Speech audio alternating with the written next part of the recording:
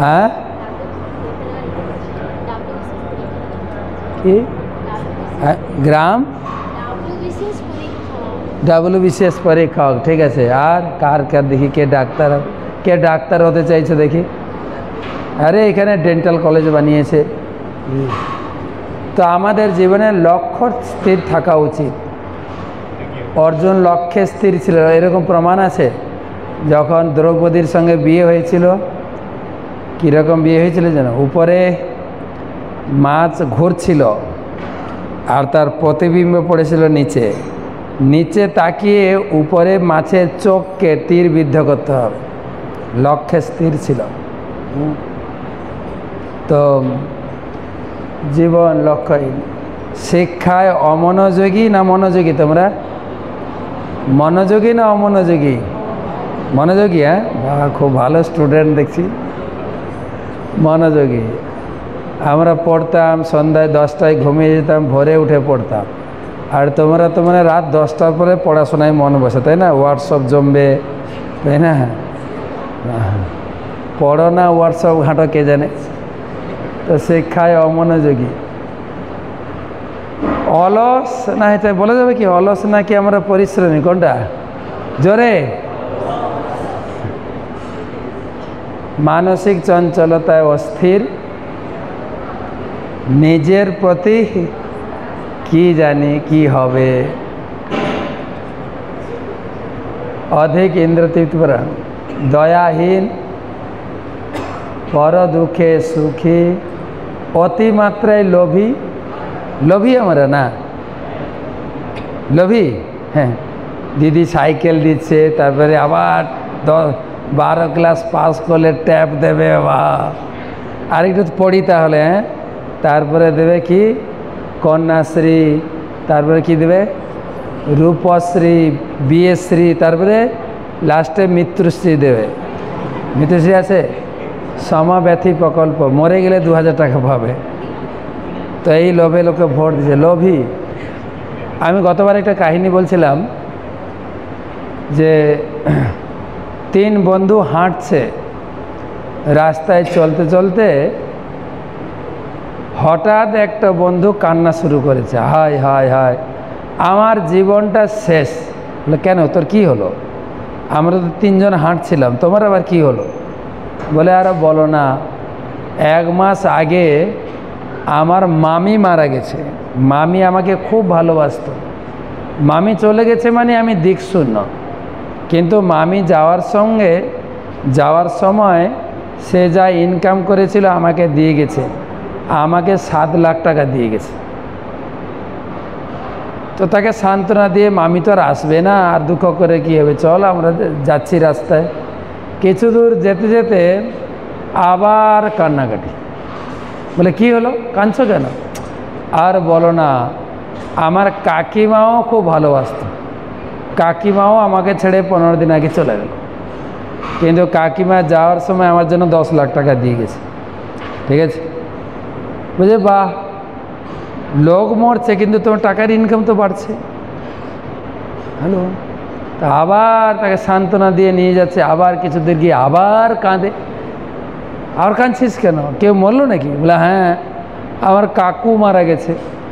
কাকিমার থেকে কাকু আরও বেশি ভালোবাসে, সে আমার জন্য 12 লাখ টাকা রেখে গেছে। সবাই বলছে খুব ভালো। তো লোক মারা যাচ্ছে কিন্তু টাকার ইনকাম তো বাড়ছে। কিছু দূর চলছে, হাঁটতে হাঁটতে ভীষণ কান্না করছে, কান্না আর থামানো যাচ্ছে না। বলে কি হলোটা কি?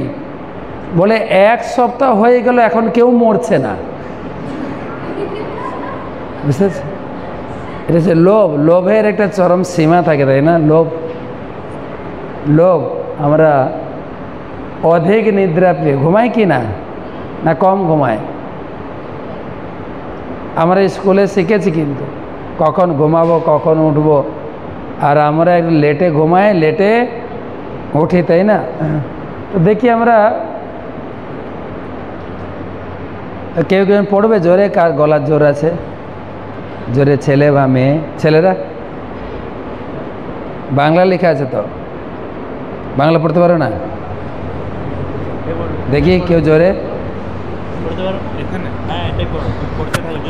Hello hello. বর্তমান সমাজে যতদিন যাচ্ছে সমস্যা ততই জটিল হচ্ছে। এর একমাত্র কারণ কোনো সঠিক মাধ্যমের শরণাপন্ন না হয়ে প্রত্যেককে নিজেই তাদের সমস্যা সমাধানের চেষ্টা করছে। যত দিন যাচ্ছে সমস্যা জটিল হচ্ছে না সমস্যা সমাধান হচ্ছে? কোনটা জটিল? মেডিকেল পড়তে গিয়েও মরে যাচ্ছে কিন্তু, সাবধান কিন্তু, তাই না? কে মরল? কে মরল? অভয়া না নির্ভয়া? আরে একটু খবর টবর রাখো, তোমার চুপচাপ কেন? হ্যাঁ, অভয়া। ঠিক 12 সালে মরেছিল নির্ভয়া। নির্ভয়ার নাম শুনেছে? দিল্লিতে নির্ভয়া কাণ্ড। আর এখন গেল অভয়া। যেখানে লোকে বাঁচতে যাচ্ছে সেখানে লোকে ডাক্তার হয়ে লোককে বাঁচাবে কি ডাক্তার পড়তে গিয়ে মরে যাচ্ছে। তাই তো, ডাক্তার পড়তে গিয়েছিল তো নাকি? তাহলে সমস্যা বাড়ছে। কেন সমস্যা বাড়ছে? এখানে উত্তর দেওয়া হয়েছে যে আমাদের জীবনের সমস্যা, সেটা সমাধানের চেষ্টা আমি নিজে। কেউ কিছু বললে তুমি আমাকে বেশি বুঝাতে আসবে না, আমি জানি। কারোর কথা আমরা বেশি শুনতে দেয় না, বেশি জ্ঞান দিও না, তো আমার মতো থাকতে দাও, বলো না? সব নিজে নিজে সমাধান করতে চাইছে, কিন্তু ভগবদ গীতাতে তার সমাধান দেওয়া হয়েছে। হ্যাঁ, যে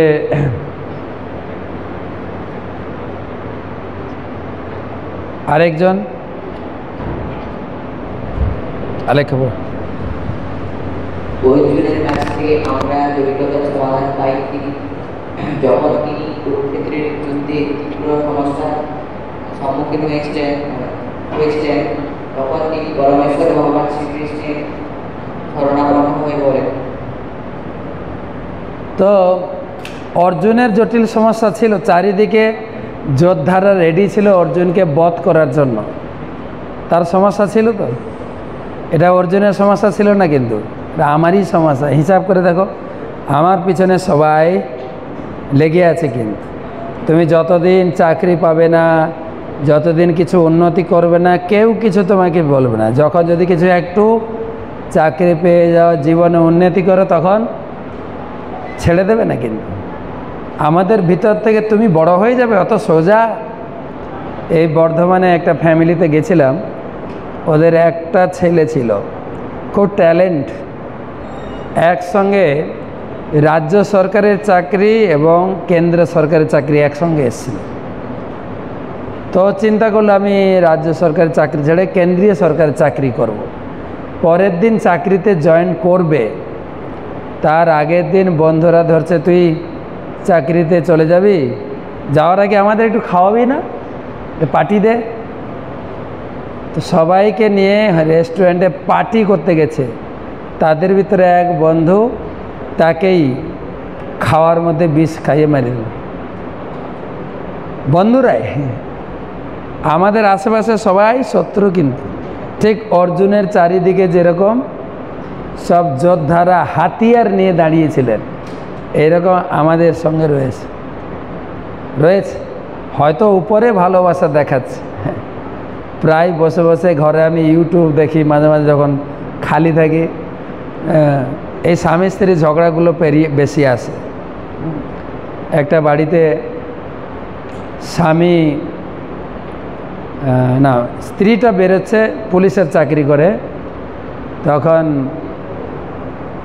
স্ত্রী বেরিয়ে গেছে, যেই ঘরে বিকালে চাকরি থেকে ফিরেছে, ঠিক আছে, তখন তার ঘরের যে কাজের লোক ছিল তাকে ধরে গলায় চেপে ধরেছে, তার গামছা দিয়ে গলায় পেঁচিয়েছে, ঠিক আছে, পেঁচিয়ে মেরে ফেলেছে, ঠিক আছে। তখন তার স্বামী এসছে, তার স্বামী তাকে মারতে চাইছিল। তো তখন কাজের লোকটা বলছে, স্যার আমার কাজ করে দিয়েছে, ওর সঙ্গে কন্ডিশান ছিল 2 লাখ টাকা দেবে। তো স্যার টাকাটা দিয়ে দিন। তোকে 1 লাখ টাকা দিয়েছে। বলছে 1.5 লাখ টাকা? বলে লাস্টটাকে গায়েব করো, তারপরে 1.5 টাকা 1.5 দেবো।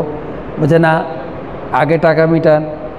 এই বলতে বলতে বলতে বলতে তো কাজের লোকটা বলছে, ম্যাডাম শুনলেন তো, ম্যাডাম কিন্তু মরেনি, জাস্ট মরার অভিনয় করেছে, ঠিক আছে? তো কেন না, ছেলেটা চাকরি করে না, চাকরি করে ম্যাডাম। তো এখন ম্যাডামের অঢেল সম্পদ, ঘর বাড়ি ব্যাংক ব্যালেন্স, কিন্তু ছেলেটা আরেকটা মেয়ের সঙ্গে জড়িয়েছে, তাই ম্যাডামকে মেরে ফেললে সমস্ত সম্পদ পেয়ে যাবে। তো তখন ওকে যখন ম্যাডাম কলেজে গেছে, মানে ও পুলিশের চাকরিতে গেছে, তখন এই ম্যাডামের স্বামীটা বাড়ির লোকের সঙ্গে যুক্তি করেছে যে ম্যাডামকে মারতে হবে। তো তখন বলছে কেন মারবেন না, ও আমি আরেকজনের সঙ্গে সম্পর্ক আছে, আমি একে আমার চোখের সামনে থেকে সরিয়ে দিতে পারলেই আমি সব সম্পত্তি পেয়ে যাব। তখন ওই কাজের লোকটা ম্যাডামকে সব বলেছে, ফোন করে সব বলেছে যে ম্যাডাম এই বাড়িতে চলছে, আপনাকে আজকে আমি মারব, এই প্ল্যান, তবে আমি মারব না, কিন্তু আমার কথা যদি ও বিশ্বাস করছে না, আমার স্বামীর নামে তুমি উল্টো পাল্টা বলছো, এটা কি করে সম্ভব? বলছে ম্যাডাম আমি উল্টো পাল্টা বলছি না, শুধু আপনাকে যখন গলায় গামছা পেঁচাবো তখন কিছুক্ষণ পরে আপনি মরার অভিনয় করবেন, তারপরে কি হয় আপনি শুনবেন। তো শুনলো, এই জগতে প্রায় এরকম যাচ্ছে, প্রায়। তারপরে একটা ভিডিও দেখছি, তো স্বামী যখন অফিসে যায় তখন ঘর থেকে যাওয়ার মুখে এক গ্লাস গরম দুধ খেয়ে যায়, ঠিক আছে? তো গরম দুধ দিতে গেছে, স্ত্রী আসছে, স্বামী এখানে দাঁড়িয়ে দিছে, তখন স্ত্রীর পিছনে কাজের মেয়ে লিখিত দেখাচ্ছে, কাগজে লিখে, স্যার দুধটা খাবেন না, বিষ দেওয়া আছে। তখন দুধটা নিলে বলে দুধটা খেয়ে নাও, দিয়ে অফিসে যাও। তো দুধটা ধরেছে, তোর একটা সন্দেহ হলো, যেহেতু কাজের মেয়েটা লেখা দেখিয়েছে যে এতে বিষ আছে, খাবেন না। তখন একে বলছে, স্ত্রীকে বলছে, আমি দুধটা খাওয়ার আগে একটু জল খাবো, জল নিয়ে আসো। জল আনতে গেছে, তখন কাজের মেয়েটাকে জিজ্ঞেস করে, তুই কী লিখে দেখাচ্ছিস? বলছে স্যার আপনার স্ত্রী আপনাকে মারবে, দুধে বিষ মিশেছে, আপনি দুধটা পান করবেন না, তুমি বাদরাম করার জায়গা না, আমার বাড়িতে থেকে আমার স্ত্রীর নামে তুমি বদনাম করছো, থাপড়ে লাল করো। স্যার আমি যা বলছি ঠিক বলছি, আপনি দুধটা খাবেন না, দুধটা খাবেন না। ঠিক বলছিস তুই? বলছে হ্যাঁ। আর যদি না বিশ্বাস হয় আপনারা কাজ করেন, দুধটা খাবেন, ঠিক আছে, হ্যাঁ, দিয়ে মরার মতো পড়ে থাকবেন, ঠিক আছে? বলছে ঠিক আছে, তাহলে এই দুধটা তুই ফেলে দে। দুধটা খাওয়া হয়ে গেছে। তাহলে স্ত্রী মনে করছে কি দুধ খাওয়া হয়ে গেছে, তো দুধ তো খায়নি, দুধটা তো ফেলে দেওয়া হয়েছে। এবারে হতে মাথা ঘুরিয়ে পড়ে গেল। তখন কিছুক্ষণ পরে, যা আমার পথের কাঁটাটা সরে গেছে, আমি এখন ফ্রি। তখন ওর বয়ফ্রেন্ডকে বলেন, জান তুমি কোথায়, চলে আসো, কাজ হয়ে গেছে, সব কাজ হয়ে গেছে, চলে আসো। হ্যাঁ চলে আসো। বলছে হ্যাঁ হয়ে গেছে, হ্যাঁ তোমার মতো, তুমি যেরকম আমাকে নির্দেশনা দিয়েছিলেন দুধে বিষ মিশিয়ে তাকে খাইয়ে মেরে ফেলেছি, এখন শুধু ডেড বডিটাকে সরাতে হবে, এখন পুরো রাস্তা ক্লিয়ার। আসো। তখন ছেলেটা এসছে, ছেলেটা যে এসেছে তখন স্বামীটা জেগেছে আর দুজনকে ধরেছে। এই দুনিয়া সবাই এরকম কিন্তু। তো বলছে আমার সমস্যা, প্রত্যেকের সমস্যা, পড়াশোনার সমস্যা, জীবনে বেঁচে থাকার সমস্যা, কিন্তু সমাধান করার জন্য আমরা নিজেরা চেষ্টা করি। কিন্তু অর্জুন কি করেছিল? অর্জুন সমস্যার জন্য কার শরণাপন্ন হয়েছিল? কৃষ্ণের কাছে। 2-7 নম্বর শ্লোক কার মুখস্থ আছে? কার্পণ্য দোষ মুখস্থ আছে?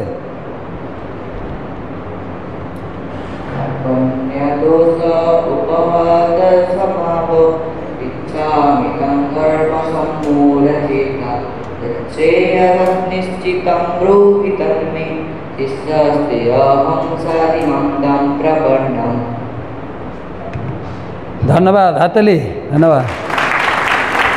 তো লাস্ট লাইনটা এখানে দেওয়া আছে, শিষ্যস্তে অয়ম সাধি মামতাম প্রপন্ন, আমি তোমার শরণাপন্ন হচ্ছি, আমার এই জটিল সমস্যা থেকে তুমি আমাকে উদ্ধার করো। তখন আমি সর্বতভাবে তোমার শরণাপন্ন হলাম, তো আমাকে গাইড করো। অর্জুন গাইডলাইন দিয়েছেন, অর্জুনকে না আমাদের জন্য গাইডলাইন দিয়েছেন, ঠিক আছে। তো সেই শিক্ষা থেকে 5টা গাইডলাইন আমরা নেব। কয়টা? 5টা। প্রথম হচ্ছে কর্তব্য। একসঙ্গে পড়ি, দেখে দেখে পড়ার চেষ্টা করো সবাই।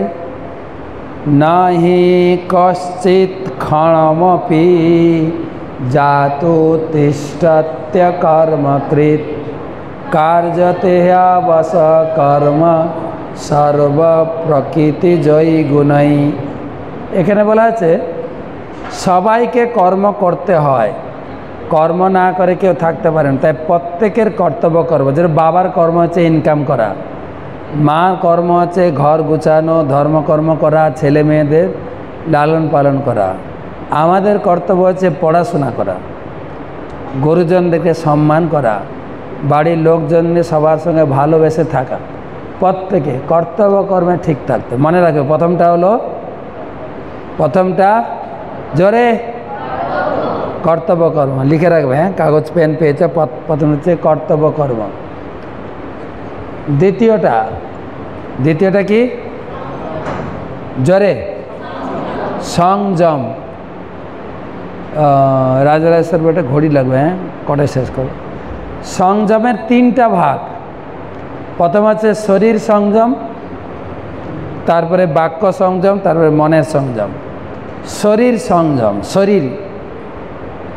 শরীর সংযম। এই শ্লোকটা পড়ি একসঙ্গে বলার চেষ্টা করবে। যুক্ত আহার বিহারস্য যুক্ত চেষ্টস্য কর্মসু যুক্ত স্বপ্নাববোধস্য যোগা ভবতি দুঃখহা। এখানে বলা হচ্ছে যুক্ত আহার, আহার মানে খাওয়া দাওয়া। খাওয়া দাওয়াটা বেশিও করবে না, কমও করবে না, যুক্ত।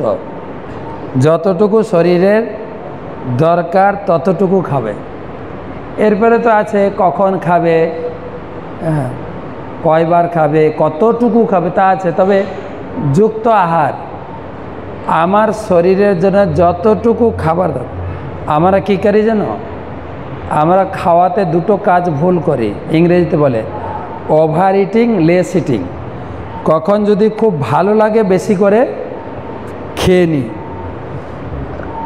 আর খাওয়া দাওয়া যদি রুচি না হয়, মা তুমি কি রান্না করেছো, মুখে রুচি হয় না, দ্যাট লেস ইটিং অথবা ওভার ইটিং করি।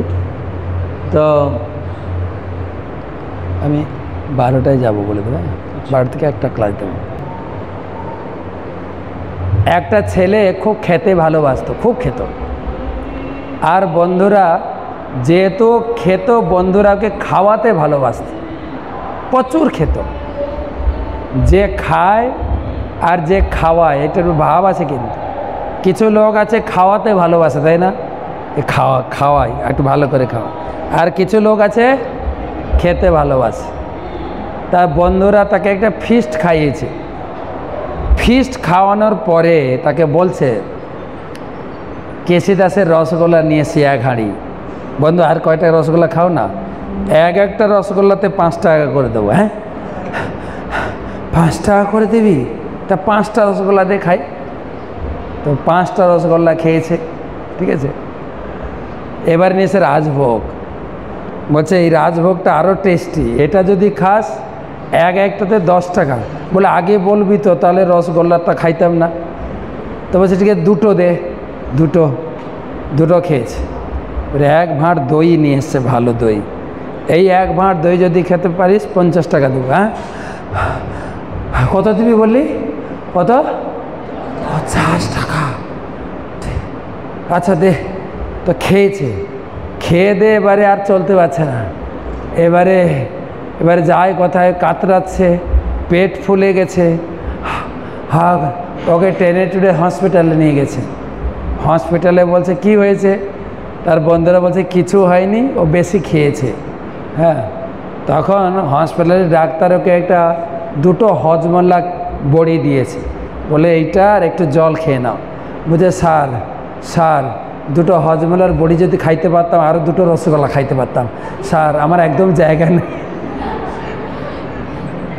এতটাই লোভ, খাওয়ার লোভ হয়, আমরা লোভে বেশি খেয়ে নিই। তারপরে দেখেছে যুক্ত আহার, এটা কি বিহার মানে হাঁটা চলা। আগেকার দিনের লোক হেঁটে হেঁটে বাজারে যেত, হেঁটে হেঁটে আত্মীয় বাড়ি যেত, তাই না? নিজে হাতে কাজ করত, কাঠ সেরা থেকে শুরু করে কোদাল কুপানো থেকে শুরু করতো না। এখন আমরা কিছু করে ঘুম থেকে উঠে ল্যাপটপ, হাঁটিও না, গাড়িতে যাচ্ছি বা মোটর সাইকেল চললো, তারপরে অফিসে বসে বসে ল্যাপটপ। সেই জন্য একটা নতুন কাজ দিয়েছে ডাক্তার, নতুন কাজ দিয়েছে না, একটু মর্নিং ওয়াক করবেন, এটা নতুন কাজ দিয়েছে। গ্রামের লোক মর্নিং ওয়াক করে না, তাদের প্রতিদিন ওয়াক চলে, তাই না? তো সেই জন্য ভগবান বলছে শুধু বসে থাকলে হবে না, একটু হাঁটা চলা করতে হবে। দেখো গীতাতে শুধু ধর্মের শিক্ষা নেই, খাওয়া দাওয়া মানে ডায়েটিং আছে, এক্সারসাইজের কথা আছে, তাই না? আর যুক্ত চেষ্টস্য কর্মসু, যা কাজবাজ করবে সেটাও যুক্ত। যেরকম অফিসে যারা চাকরি করে বা মাস্টারি করে 6 ঘন্টা থেকে 8 ঘন্টা ডিউটি করে, 10টায় স্কুল খোলে, কটায় বন্ধ হয়? 4টে। ক ঘন্টা হলো? 6 ঘন্টা, 7 ঘন্টা, 8 ঘন্টা, এরকম সব প্রত্যেকের ডিউটি। বলা হয়েছে 8 ঘন্টা কাজ করবে, 8 ঘন্টা বিশ্রাম নেবে, আর 8 ঘন্টা শরীর চর্চা করবে বা সাধন করবে, সাধন ভজন করবে। 8 ঘন্টা 8 ঘন্টা 8 ঘন্টা শরীর চর্চা মানে 6 ঘন্টা ঘুমাবে, আর 2 ঘন্টা খাওয়া দাওয়া গল্প করা এগুলোতে কাটবে। 6 ঘন্টা ঘুমাতে হবে। তো যুক্ত স্বপ্না ববোধস্য, কটা বলা হলো? আহার ঠিক মতো করতে হবে, বিহার ঠিক মতো করতে হবে, আর কর্ম কাজও ঠিক টাইম মতো করতে হবে। অনেক লোক বেশি কাজ করে, ওটি করে, ওটি বুঝো? ওটি মানে ওভার টাইম করে, পয়সা ইনকাম করে, শরীর টানে না। তো সেই পয়সাটা কোথায় যায়? ডাক্তারখানায়। শরীর একটা জিনিস, শরীরটা বানিয়েছেন, যেরকম তোমরা মোবাইল ব্যবহার করছো বা আমি একটা পয়েন্টার ইউজ করছি, যখন এইসব ইলেকট্রনিক জিনিস যখন কিনবে, এটা কাগজের চিরকুট থাকে, কি করে ব্যবহার করবে, কতক্ষণ চার্জ দেবে। যার প্রথম মোবাইল ব্যবহার করেছো কাগজ পড়তে হয়েছে, কিন্তু কত ঘন্টা চার্জ দেবো, কোন বটমে চার্জ দেবো। যদি হেডফোনের জায়গায় চার্জ ঢুকিয়ে দিই, ফোনটা নষ্ট হয়ে যাবে। তাই শিখতে হয়। তো যিনি ফোনটা বানিয়েছেন তিনি বলেছেন কিভাবে ব্যবহার করবে। এই শরীরটা কে বানিয়েছেন বলো? কে বানিয়েছেন? হ্যাঁ, এখানে আছো বলে ভগবান বলছো, তাই তো? যুক্তিটা কি? যেরকম এই বিল্ডিংটা তৈরি হয়েছে, এতে রড আছে, আর কি কি আছে? সিমেন্ট, বালি, আর ইট, আর পাথরকুচি, জল, হাওয়াও আছে। হ্যাঁ হ্যাঁ। তো ধরো ইস্কনের এই বিল্ডিং, ইস্কন কিনে দিয়েছে রড, সিমেন্ট, বালু, ইট, কোনো ইঞ্জিনিয়ার এসে বানিয়ে দিয়েছে। বাড়িটা কার? ইঞ্জিনিয়ারের না ইস্কনের? কেন ইস্কনের? বাড়ি তো বানিয়েছে ইঞ্জিনিয়ার। হ্যাঁ, জোরে জোরে একজন বলে। যেহেতু ম্যাটেরিয়ালসগুলো ইস্কন কিনে দিয়েছে। ভগবান বলছেন আমি ভগবান, আমার নাম হচ্ছে ভগবান। যারা আমার ক্লাস আগে শুনেছে, ভ মানে যিনি ভূমি তৈরি করেছে। তোমরা হলদিয়াতে বসে আছো, এই হলদিয়া লক্ষণ দাও বানায়নি, শুভেন্দু দাও বানায়নি। কে বানিয়েছে? ভগবান। তুমি হয়তো, তোমার বাবা মা হয়তো ঘিরে একটা বাড়ি করেছে, কিন্তু সেই বাড়িতে আর বেশি দিন থাকবেও না, তারা মারা যেয়ে চলে যাবে, আবার কেউ আসবে। সুতরাং এই ভূমি কে বানিয়েছে? ভ মানে ভগবান, ভ মানে ভূমি। ভগবানের ভয়ের পরে কি আছে? গ মানে গগন, গগন মানে আকাশ। যিনি গগন বানিয়েছেন, যে গগনের নিচে তাকিয়ে আমার একটু আলিস্য করে, হা কি সুন্দর গগন, ভ গ, তারপরে কি আছে ব যুক্ত অ, বা। ব মানে বায়ু, বায়ু, আমরা বায়ু খাচ্ছি, বায়ু। আর অ মানে অগ্নি, লিখছো সবাই, জিজ্ঞেস করবো কিন্তু। অ মানে অগ্নি। আর কি বাকি আছে, আর কি বাকি আছে, আরেকবার রিপিট করো। ভ মানে ভূমি, গ মানে গগন, ব মানে বায়ু, বযুক্ত অ মানে অগ্নি। আর কি বাকি আছে, ন, ন, ন মানে নীর, নীর মানে জল, জল। যেরকম আমি তোমাদেরকে বললাম যে ইট সিমেন্ট বালি মালিক কিনে দেয়, ইঞ্জিনিয়ারিং ঘর বানায়, ঠিক সেই রকম আমরা জন্মেছি মায়ের গর্ভ থেকে। মায়ের গর্ভটা হচ্ছে একটা মিক্সচার মেশিন, মিক্সচার মেশিন বুঝো, যেরকম ইঞ্জিনিয়ার বালু সিমেন্ট পাথরকুচি মেশিনে মিক্সচার করেছে না, ঠিক মায়ের গর্ভে আমাদের এই 5টা উপাদানকে মিক্সচার করে। আমাদের শরীরে কয়টা উপাদান আছে, আমাদের শরীরে কয়টা উপাদান আছে, তোমরা কেউ উত্তর দিচ্ছ না তো?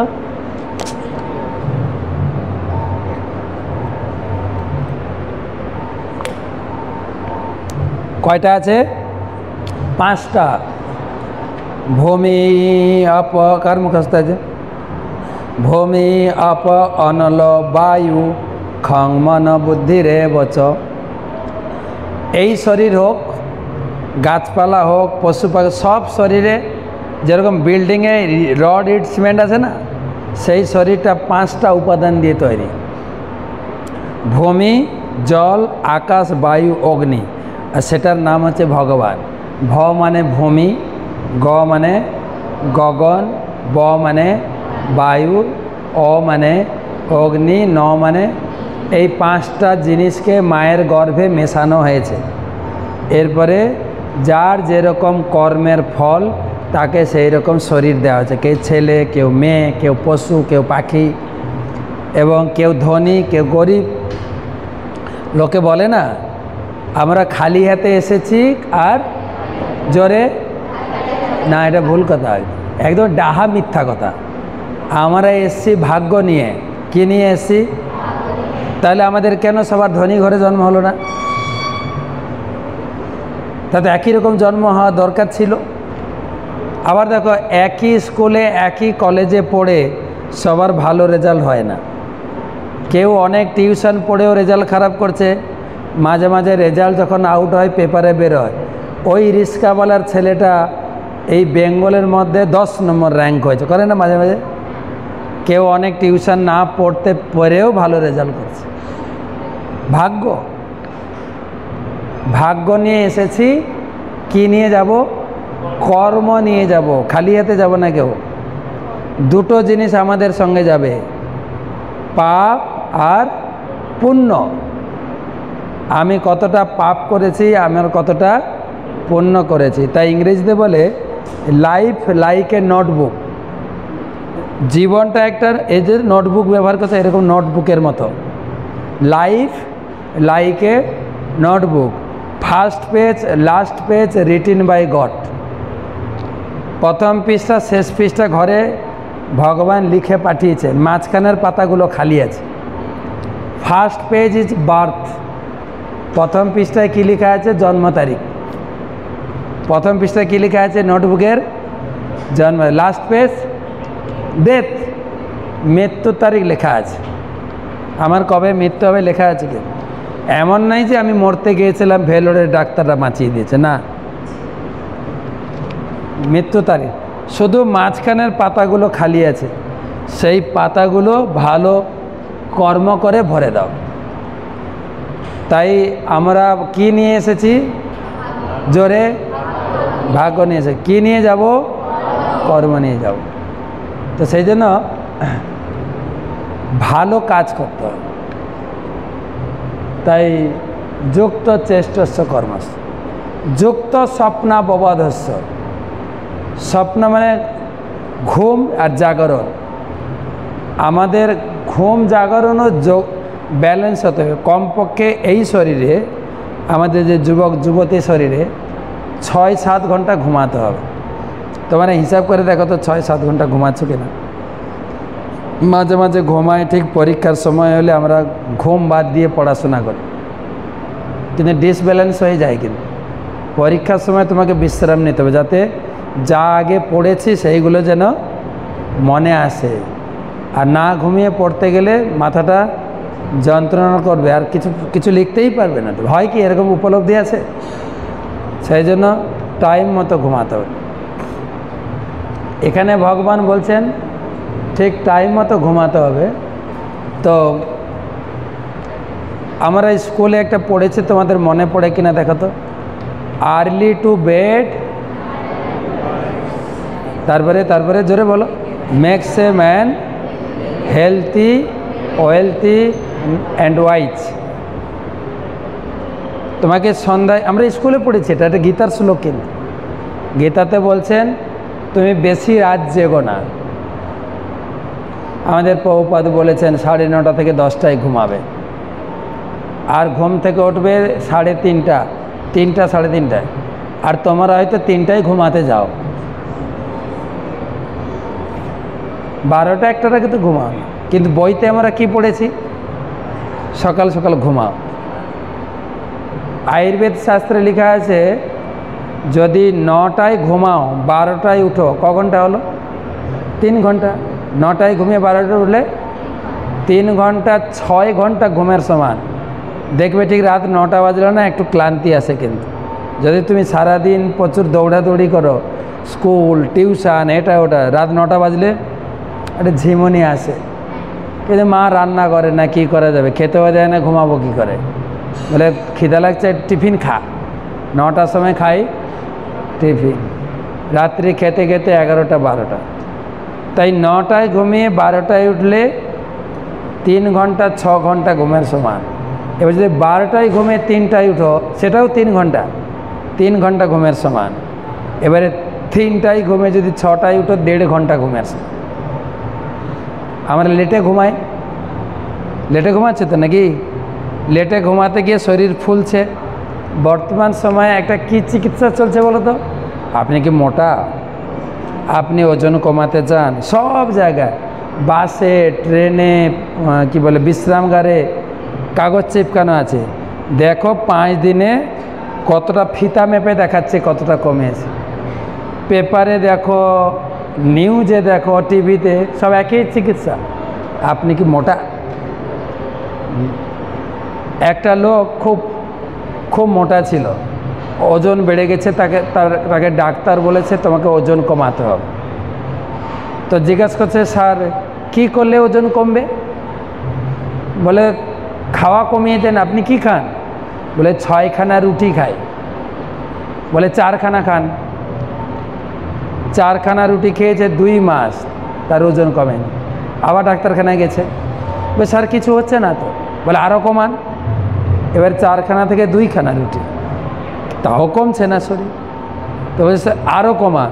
বলে স্যার 2খানা থেকে আর কি করে কমানো যায়? বলে কেন কমানো যাবে না কেন? বলে দেখেন স্যার, 1 কিলো আটাতে 6খানা রুটি বানিয়ে খেতাম, আপনি বলেন 4খানা, সেই 1 কিলো আটাতে 4খানা বানাচ্ছি। আপনি বলেন আরও কম করুন, তো 1 কিলো আটাতে এখন 2খানা করেছি, আর কমানো যায়? খাওয়া কমছে না, রুটির পরিমাণটা কমছে, খাওয়া কিন্তু শরীর কমবে কী করে? তো তখন একদিন ও মর্নিং ওয়াক করছে, পার্কে হাঁটছে, একটা বড় হোর্ডিং লাগানো আছে যে আপনাকে কিচ্ছু করতে হবে না, আপনি কি ওজন কমাতে চান?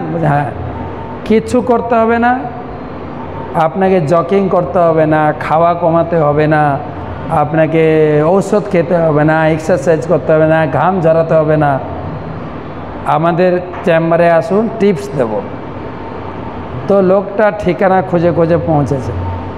বলছে এই ঠিকানাটা কি আপনাদের চেম্বার? বলছে হ্যাঁ। আপনার কি সমস্যা?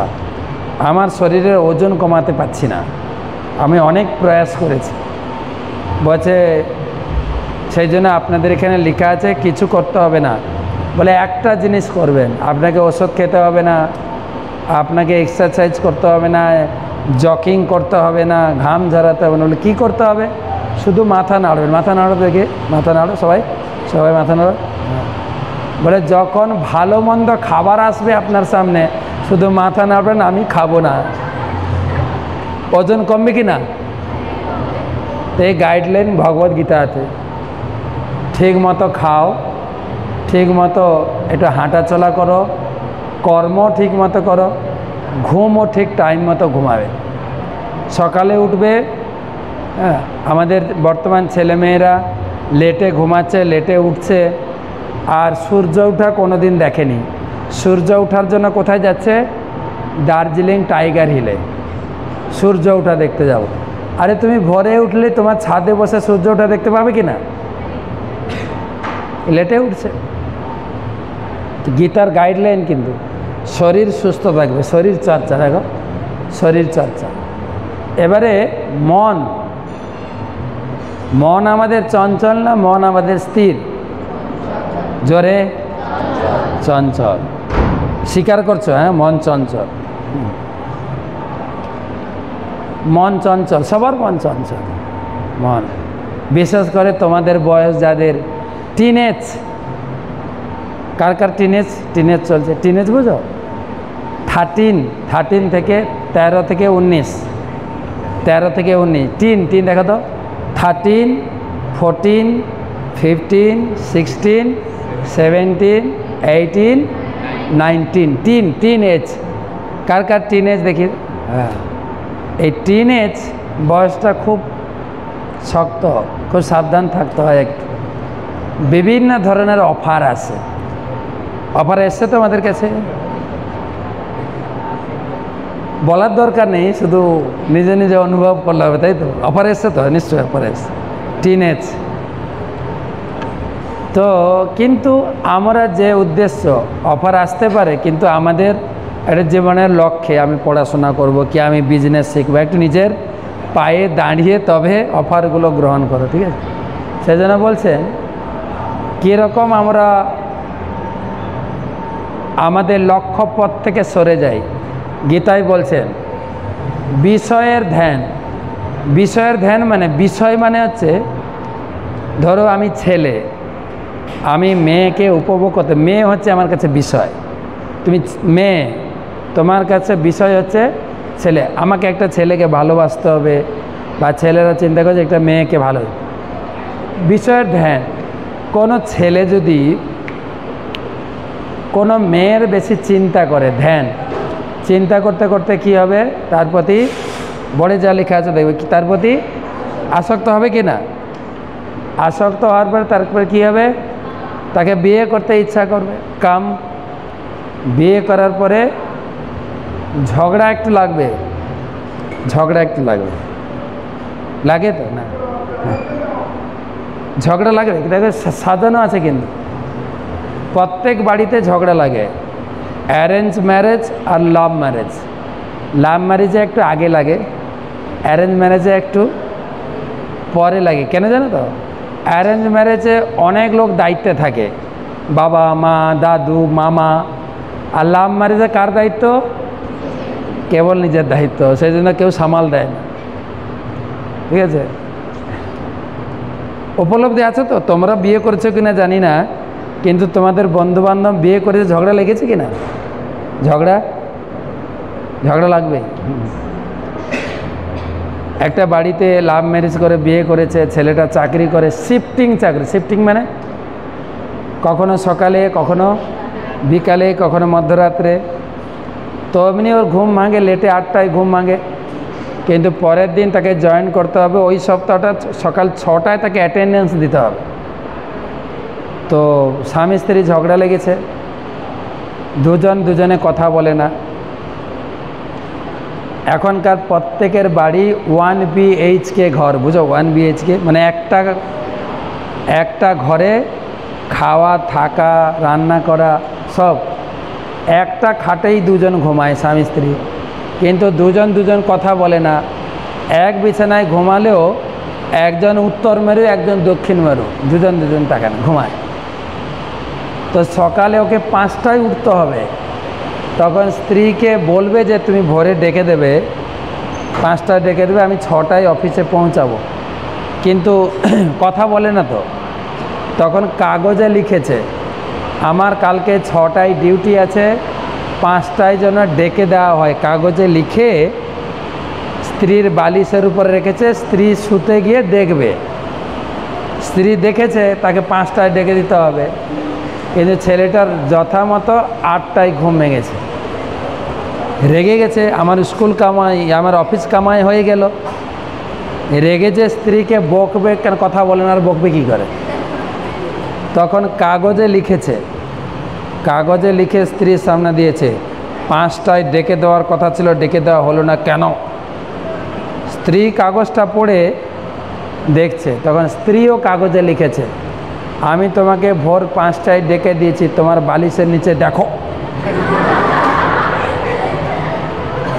স্ত্রীও কাগজে লিখে তার বালিশের নিচে রেখে দিয়েছে। ঝগড়া হয় কি না? তাই প্রথমে তার চিন্তা হয় খুব খুব।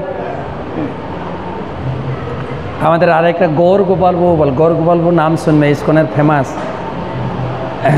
Motivational speaker. কি নাম?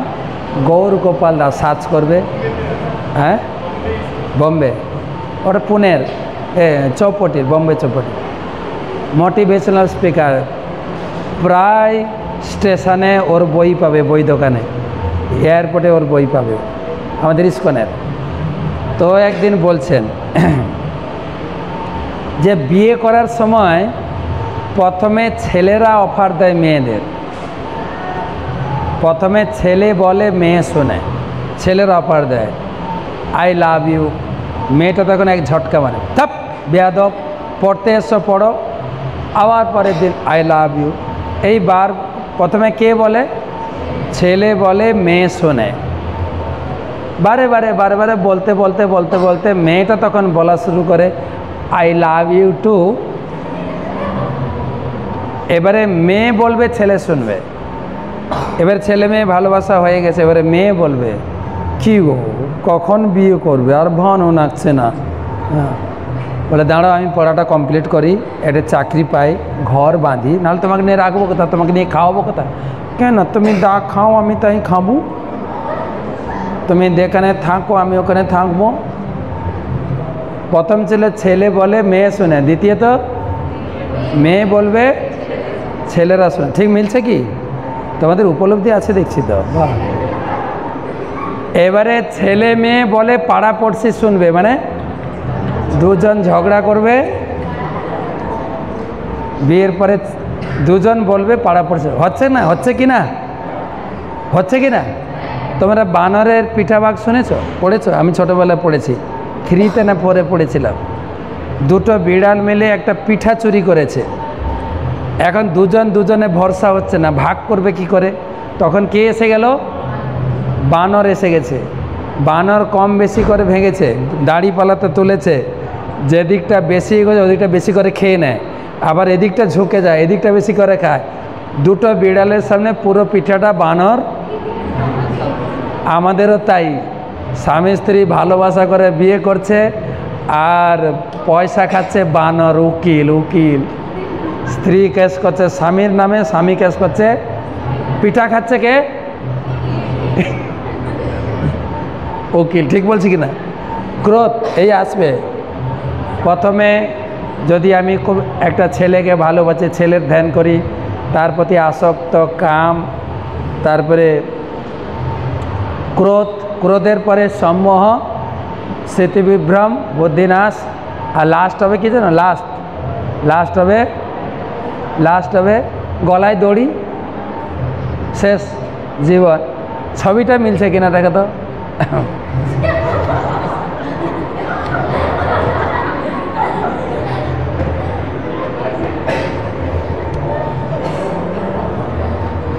আমি তোমাদের কারো ছবি দিই নাই, কিন্তু আমাদের মতোই, ঠিক না? ছবিটা আমাদের মতোই। আচ্ছা, 5টা কর্তব্যের প্রথমটা কি ছিল? কর্তব্য কর্ম। দ্বিতীয়টা সংযমের, প্রথমটা ছিল শরীর, দ্বিতীয়টা হচ্ছে মন। এবারে বাক্য, শ্লোকটা পড়ি একসঙ্গে। অনুদ্বেগকরম বাক্যম সত্যং প্রিয় হিতম চজত সাধ্যায়াভ্যসনম চৈব বাঙ্ময় তপ উচ্যতে।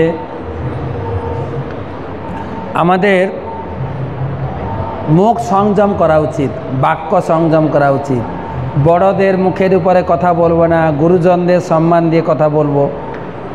এই বাক্য সংযমটা শিখতে হবে। যদিও আমাদের দুর্ভাগ্য, স্টেজে এই ভোটের সময় আমাদের দেশের নেতারা খোলামেলা তারা নিজেরা গালিগালাজ করে। দিদি গালিগালাজ করে দাদাকে, দাদা গালিগালাজ করে ও দিদি, একদম ওপেন গালিগালাজ করছে। হ্যাঁ, দিদিও গালিগালাজ করে, দাদা করছে কি না? হ্যাঁ, দিদির কথাবার্তা শুনবে। আর দাদা এসে স্টেজে ও দিদি ক্যা করতি হু, দুজনের টান। কিন্তু শাস্ত্র শেখাচ্ছে না, গুরুজনদের সামনে মুখ উঁচু করে কথা বলতে নেই।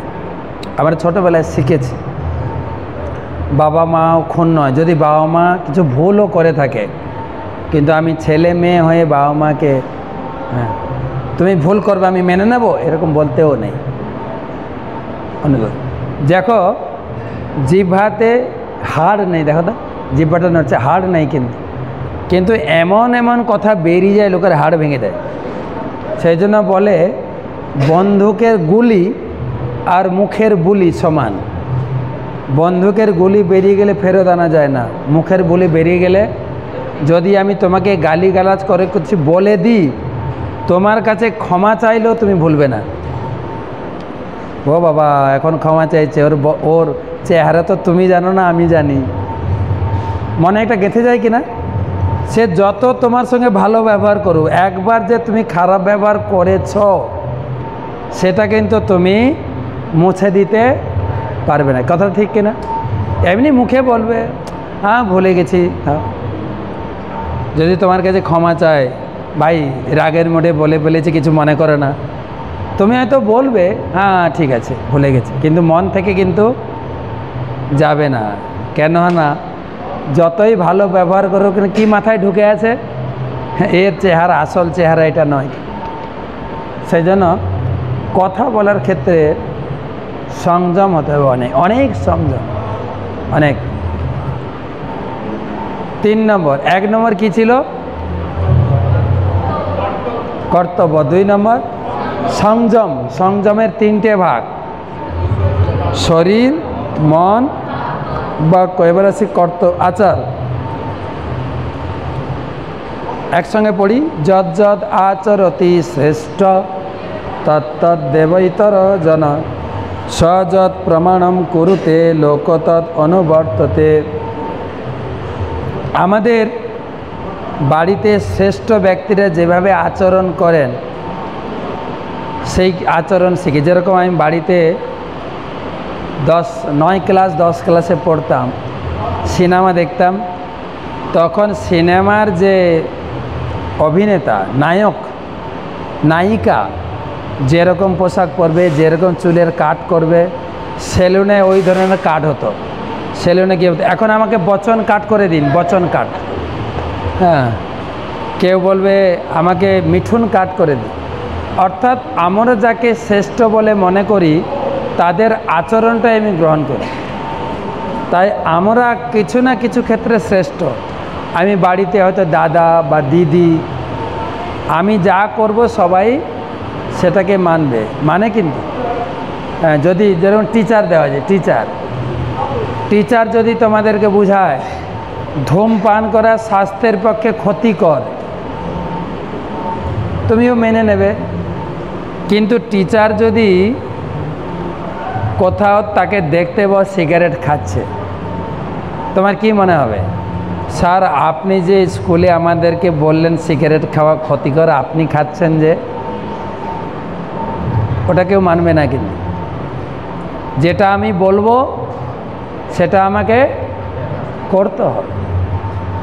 হ্যাঁ, যদি একটা বাচ্চা মেয়ে মায়ের মুখের উপর তর্ক করছে। তখন মা বলছে, তুই জানিস না বাবা মায়ের মুখের উপর কথা বলতে নেই, তর্ক করতে নেই? তখন মেয়েটা বলছে, তুমি যে দাদুর সঙ্গে ঝগড়া করো, বলবে কি না?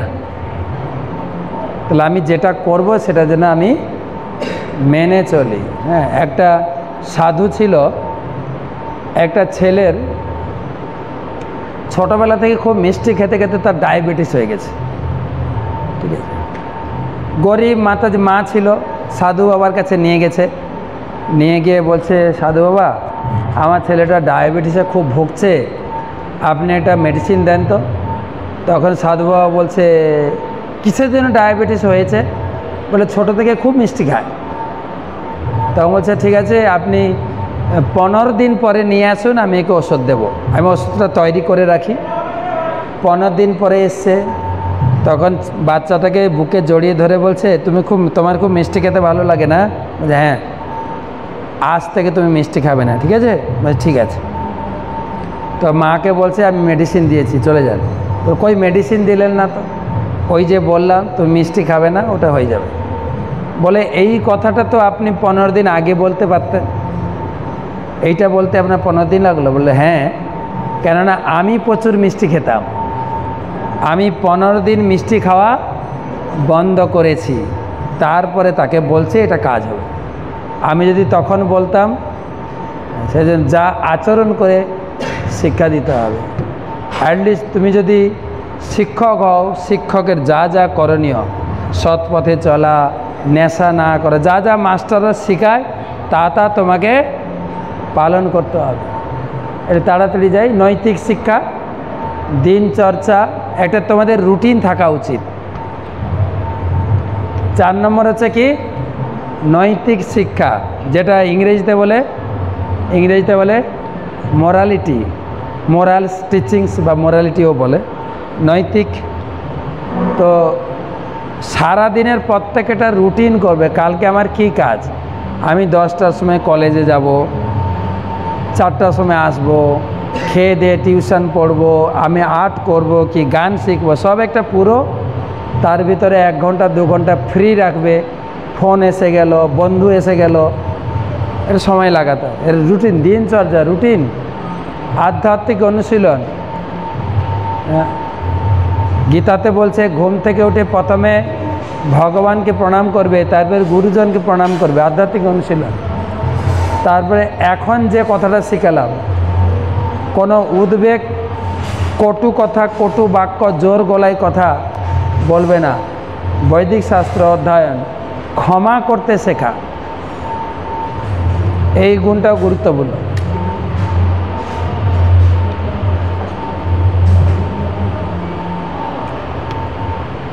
আমাদের ক্ষমা গুণ চলে যাচ্ছে। কিন্তু কোনো ছেলে মেয়ে যদি একটু দুষ্টুমি করে, মা ঠাস করে মেরে দিচ্ছে, অনেক সময় এই মারটা তার পক্ষে অনেক ক্ষতি হয়ে যায়। ক্ষতি হয় না? অনেক ক্ষতি হয়ে যায়। তো ক্ষমা গুণটা শিখতে হবে। তোমরা সবাই লিখছো? হ্যাঁ,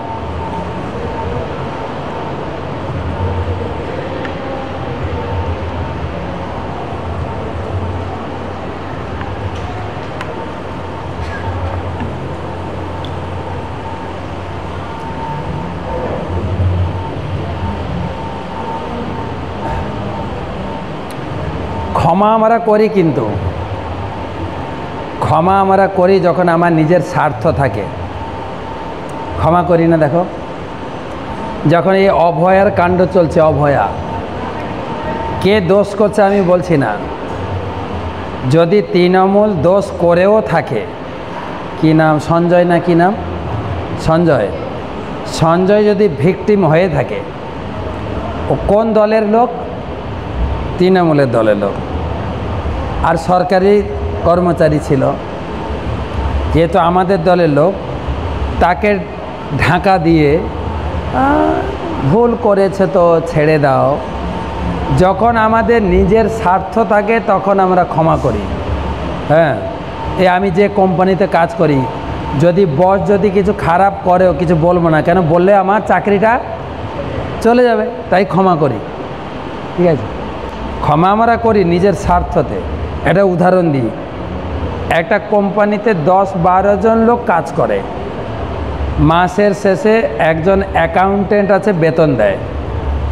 তো বেতন দিচ্ছিল, রাত্রে যখন টাকা মিলাতে গেছে 100 টাকা কম, তখন ও বুঝতে পেরেছে 100 টাকা অমুক স্যারকে আমি বেশি দিয়ে ফেলেছি। তো কিছু বলেনি, পরের মাসের বেতন দিতে গিয়ে 100 টাকা কেটে নিয়েছে। তখন যার 100 টাকা কেটেছে ও বলছে, তুমি আমাকে 100 টাকা কম দিলে কেন? বলছে, স্যার আগের মাসে 100 টাকা বেশি দিয়ে ফেলেছিলাম, আমাকে তো টাকা ব্যালেন্স মেলাতে হবে, তাই আমি 100 টাকা কেটে নিয়েছি। তখন ওই স্যার বলছে, তুমি আগের মাসে ভুল করে আমাকে 100 টাকা দিয়েছো, সেই ভুলটা তোমার ক্ষমা করে দিয়েছি, এবারে কিন্তু তোমাকে ক্ষমা করছি না। আগেরটা ক্ষমা করেছে না, 100 টাকা নিয়ে চলে গেছে। তো যখন স্বার্থ থাকে তোকে লোক ক্ষমা করে, কিন্তু আমাদের ক্ষমা করা শিখতে হবে। আমি কিছু ভুল করি কি না? আমি কিছু ভুল করি, হ্যাঁ কি না? হ্যাঁ। তো আমার ভুলগুলো তো আমার বাড়ির লোক ক্ষমা করেছে, তো ক্ষমা করছে, তো বাবা মা, এই বাচ্চা মেয়েটা ভুল করে থাক, ছেড়ে দে, হ্যাঁ না? হয়তো তুমি কাউকে ভালোবেসেছ, মা বকেই যাচ্ছে, তো বাবা কি বলে, ছেড়ে দে, ভুল করে ফেলেছে, আর করিস না, ঠিক আছে করিস। ভুল করি কি না? তারপরে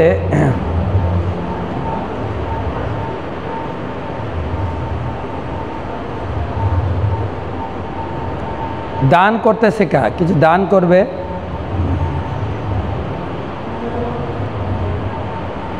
তারপরে পরোপকার সেবা। এবার লাস্ট সিদ্ধান্ত,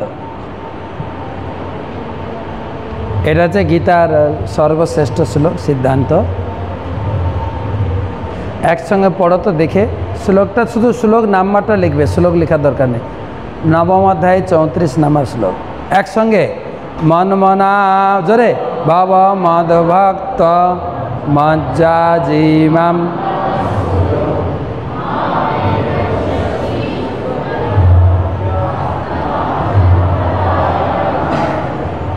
তো বলা আছে, তোমার মনটা আমার ভাবনায় যুক্ত করো, আমার চিন্তা করো, আমাকে পূজা করো, আমাকে প্রণাম করো, ভগবানের ভক্ত হও। এই শোনার পরে অর্জুন বললেন, গীতাতে তুমি যা নির্দেশ দিয়েছ সেই অনুযায়ী আমি চলব। তখন অর্জুনের সমাধান হয়েছিল। একদম গীতার একদম শেষ শ্লোক, যত্র যোগেশ্বর কৃষ্ণ যত্র পার্থ ধনুর্ধর তত্র শ্রী বিজয় ভূতি ধ্রুবা নীতি। যেদিকে পার্থ মানে অর্জুন আছে, যেদিকে কৃষ্ণ আছে, সেই দিকে সবসময় জয় জয়কার। তাই জীবনে কৃষ্ণকে সঙ্গে রাখো, তাহলে তুমি জীবন যুদ্ধে জয়ী হতে পারবে।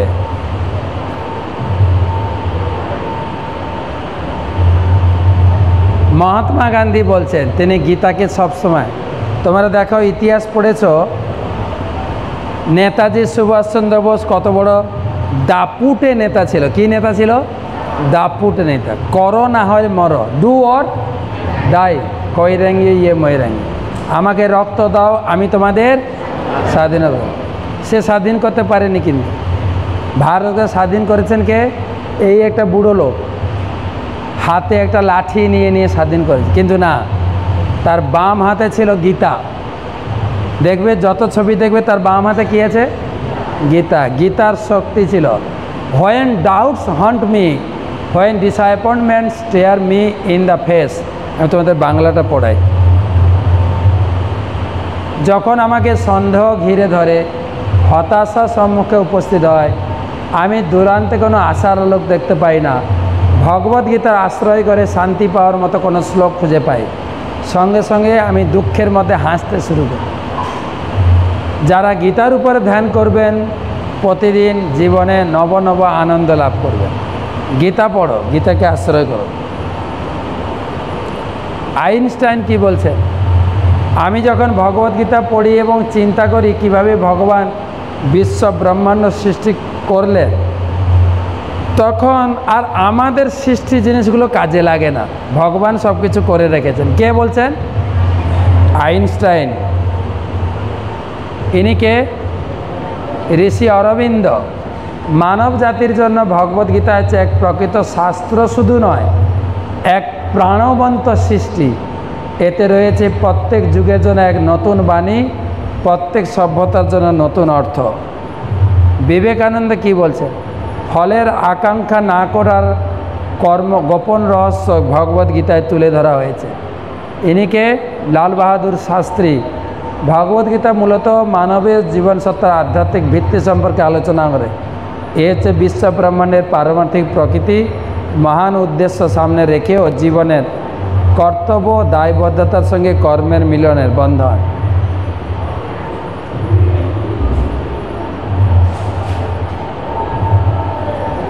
প্রভুপাদ বলছে ভগবদ্গীতা মানুষের প্রতি আশীর্বাদ, মানব সমাজে একটি অমূল্য সম্পদ।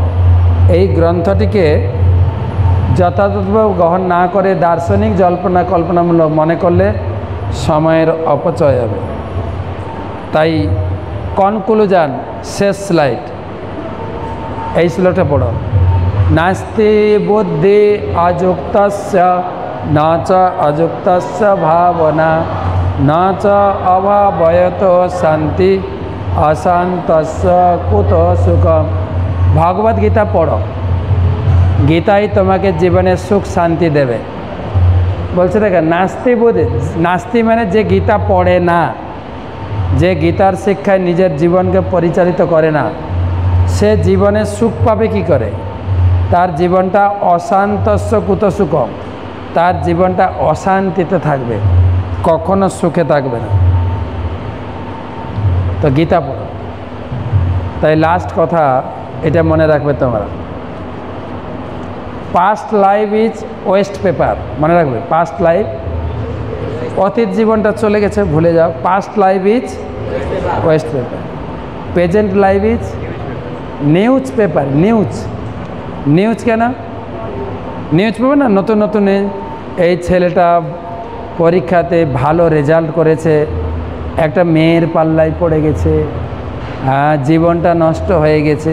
প্রতিদিন নতুন নতুন নিউজ বেরোবে। প্রথমে past life is West paper, present life is news paper, ঠিক মিলছে?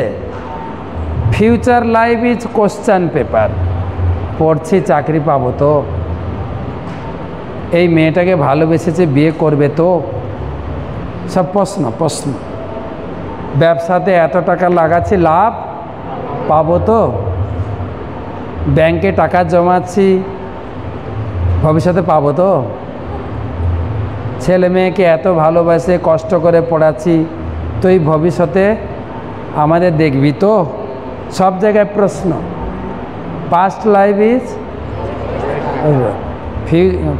Present life is, future life is question paper.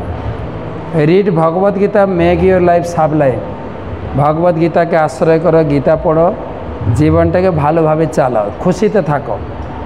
Otherwise your life will be a tissue paper. যেরকম লোক টিস্যু পেপার মুখ মুছে ফেলে দেয় না, সেরকম বাড়ির লোক আমাকে ব্যবহার করে ফেলে দেবে, বলে বৃদ্ধাশ্রমে যাও, ঘরে নেই, কোথায় যাও? তাই ভগবান শ্রীকৃষ্ণের নির্দেশ গীতা অনুযায়ী আমাদের জীবনকে যেন পরিচালিত করে। সব ধর্মে, খ্রিস্টান ধর্মে, ইসলাম ধর্মে, তারা তাদের ধর্মগ্রন্থ নিয়ে চলে। খ্রিস্টান লোকেরা বাইবেলকে আধার করে চলে, মুসলিম লোকেরা কোরআনে যা লেখা আছে সেই নির্দেশ মতো চলে। আমরা হিন্দুরা গীতা পড়ব, গীতার লাইনে চলবো, তাহলে জীবনটা খুশিতে থাকবে। ঠিক আছে, সবাইকে অশেষ ধন্যবাদ। হরে কৃষ্ণ। আপনি এটা কনক্লুশন দেবেন, আমি ওই ক্লাসে যাচ্ছি। হ্যাঁ।